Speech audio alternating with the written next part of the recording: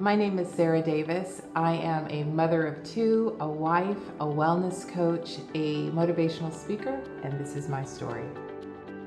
Sara, you talk about being a wellness coach, and I know that one of the aspects of your coaching is safe conversation. So can you talk to me a little bit about what that is? Yes, when I was actually getting certified as a wellness coach, I was introduced to the Safe Conversations process. Mm-hmm. And basically, the tagline that we always share is we teach people how to talk without criticism, listen without judgment, and connect beyond their differences. Mm-hmm. And so it's an actual dialogue process that we teach. Mm-hmm. And I think it's really beautiful because relationships always enter seasons of conflict or times of conflict, and it's not that we don't know what we want, mm-hmm. but conflict is often inflated because we don't know how to communicate what we want in a way that is both honoring to ourselves and our needs and respectful to others when things get really hot. It also teaches people how to listen and how to mirror back or repeat back what's being said, because a lot of times when we're talking, we're listening, right? When somebody's talking to us, we're listening with the anticipation of responding rather than actually listening to what's being said. And so it's just a really beautiful thing when you learn the art of listening and you're able to take in what somebody else is saying, what somebody else is feeling, and becoming very empathetic. Mm-hmm. That's the opportunity where you can actually put somebody else's shoes on and walk a mile in their shoes as they're expressing feelings or an incident that happened that they want to revisit with you. So it's just a very powerful tool, and it's not just for critical, hard conversations, but it's also to share information that's important and really be able to connect on a completely different level. So give me an instance, because you haven't been doing this forever, but you've been married for how long? It'll be 30 years in October. Yeah. 30 years. Yeah. Give me an instance where you didn't have those tools, and how did it affect how did it affect your marriage then? Edit. I think the frustration always comes when you're trying to communicate a feeling or the way you feel that's been built up over time, right? And it seems like you've said the same thing over and over again, and you've tried to get creative and say it so many different ways. And I think that's where our marriage was, year 18 through 25 or so. You know, there was about a 7-year period there where it just seemed like no matter what we said or what we did, because we were living a life of routine. You know, he lives out of town, I have the kids, you know, and so you get into this place where you think you know somebody so well. You think you know how everyday life affects them, what they accept and what they don't accept. But I think that's a misnomer. I think we're very deceived when we think we've lived with someone so long that we know all of who they are. And it was at that point where we pretty much threw up our hands and was at the point where irrespective? No. What? Yes. Irreconcilable? Irreconcilable differences. I know the word is right there. But we got to that place where we thought we knew each other so well, and that it'll never change. It'll never change. So we either stay the course and be miserable, or we part ways. And we were at that place where we were highly considering parting ways. You know, at one point, Sara, you were living in separate places. Yes, we were. We had actually separated for a year. It ended up being a year. We didn't know at the time that we separated how long it would be. And it was a very frustrating time for both of us. And the separation kind of came before I decided I was going to make a career change, and I had pursued being in the wellness business and getting certified. And part of that process was really interesting.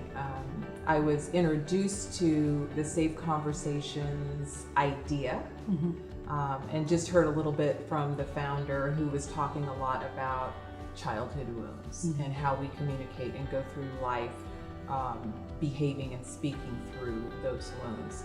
But we had been separated for about a year. I remember driving to the house to pick up some mail, and Keith and I had that conversation about, well, it's probably time that we call a lawyer and really get this thing moving forward, because we hadn't really been communicating and things were going nowhere.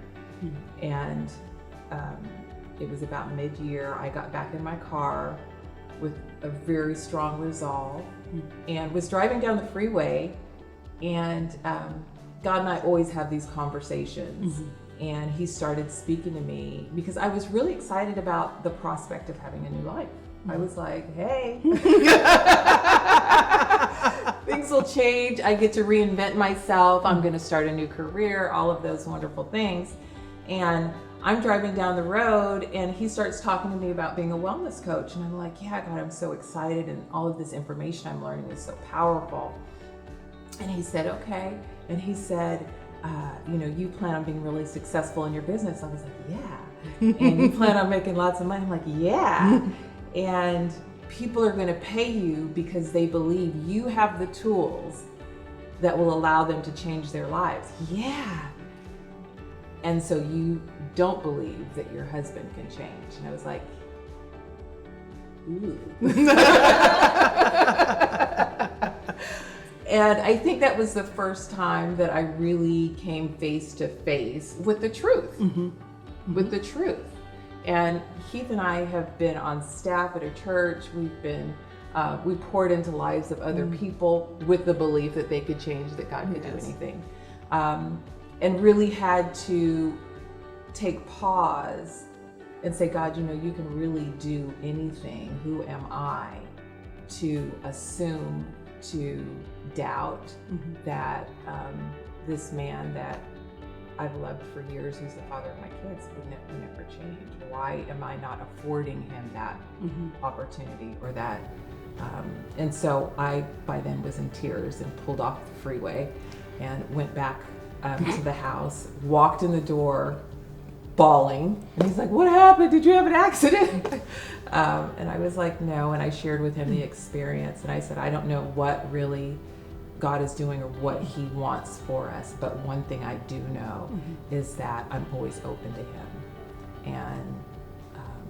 And he just kind of looked at me and shared that when I left the house, he was on his knees praying about, if there's a way for this to happen in terms of reconciliation, so be it.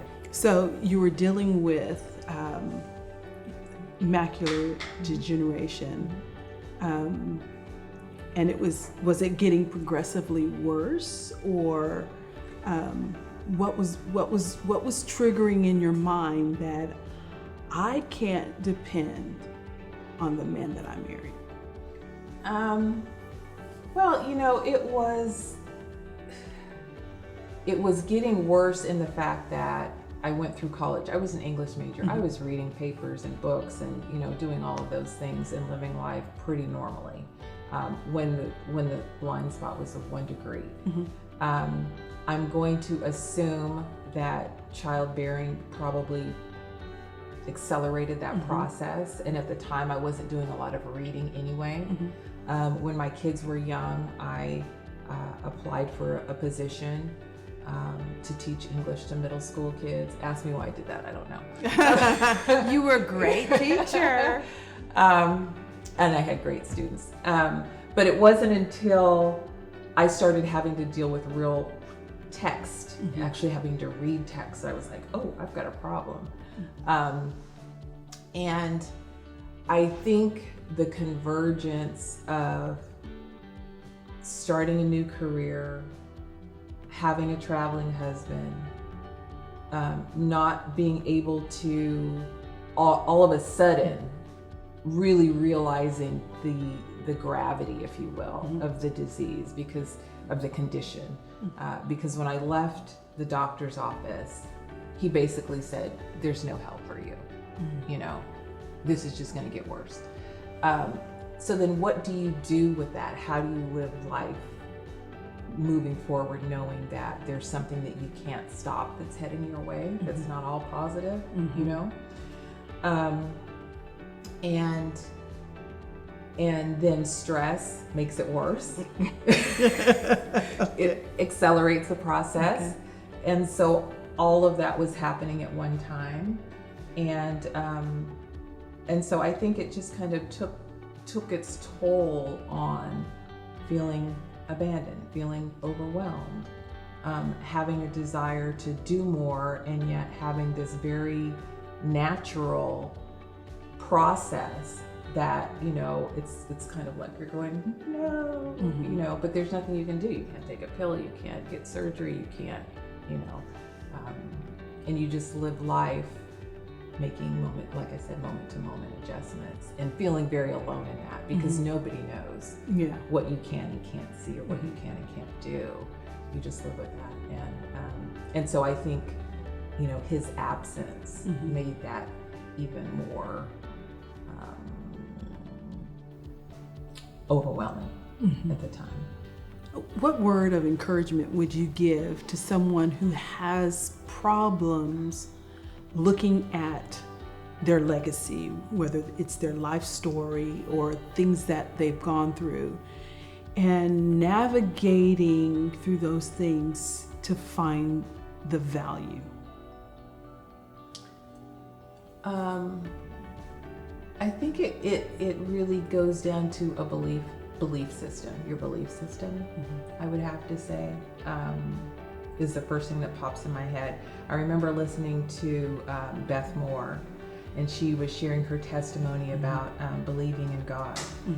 And God challenged her and said, I don't want you to just believe in me. I want you to believe me. That's good. And there's two different,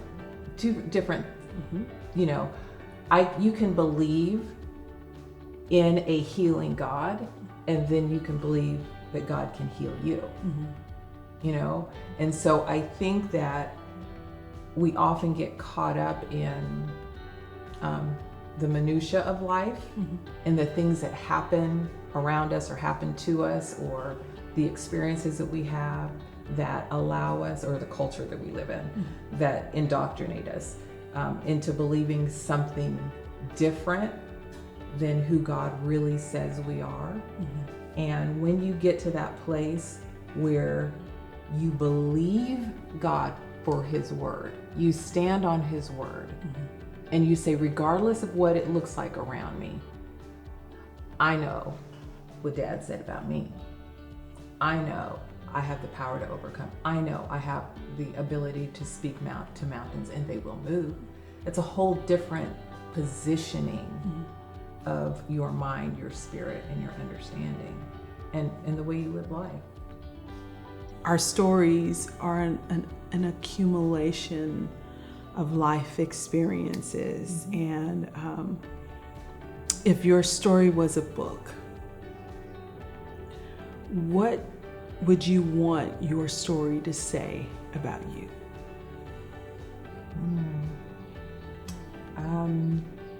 I would want my story to reflect my life mission.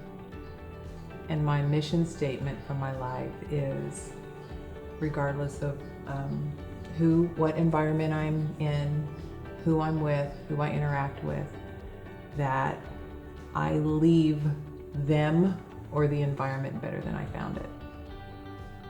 And so I think that living my life, that's pretty much the way I live my life, is if I can encourage, if I can inspire, if I can walk the journey, if I can help somebody get to the other side, and I can embellish their life so they have a richer life and a more positive experience while they're here on earth, then I've done my job. My life has been fulfilled. And so I think that looks very different with everybody in every environment that I'm in. I'm Sara Davis, and this is my story. Thanks for tuning in, and if you'd like to follow me or know more about me, you can go to saradaviscontestant.com or follow me on Instagram at I am Sara Davis, or Twitter at I am Sara Davis. Thank you.